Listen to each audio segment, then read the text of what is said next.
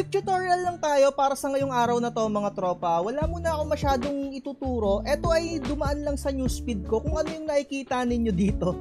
Medyo lap trip lang talaga, no. Ito, no, kung kilala nyo si Queen Yasmin mga tropa, no, meron na siyang sariling font. Ito, i-share ko sa inyo para naman kahit papano, pasok kayo sa trend ngayong araw na to, no. So, ito, ginagamit ng Smart and ginagamit ni Bam Aquino. Nakikita ko, ginagamit din ng kung sino-sinong mga kilalang tao dito sa social media, kagaya neto ni AKT.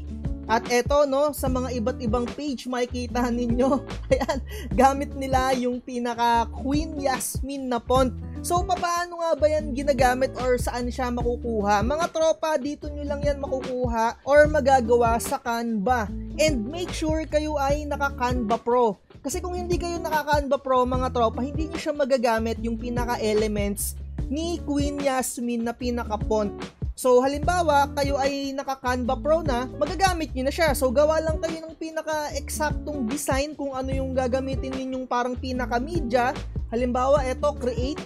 So, hanap kayo ng pinakasukat kung ano yung trip ninyo na i-post. So, halimbawa, yung custom size, yung parang pang Facebook lang talaga, 1250 by 1250, naka-pixel siya. So, create design nyo siya. And again, mga tropa ha, magagamit nyo lang tong elements na to kapag naka-Canva Pro kayo.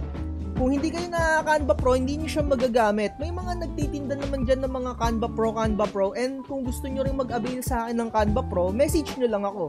And eto na nga yung gagawin natin. Hindi siya pinaka-ordinary na font, hindi yung dito. Ayan o, yung ganyan. Diba, papalitan nyo lang yan.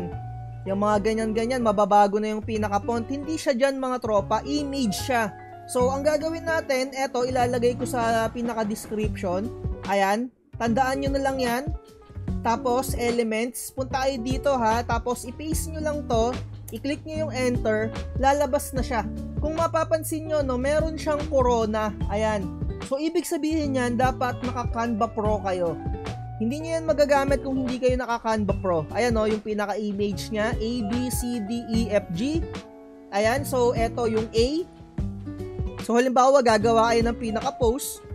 Ayan, manually nyo talaga siya ilalagay. Ayan, image by image siya. So A.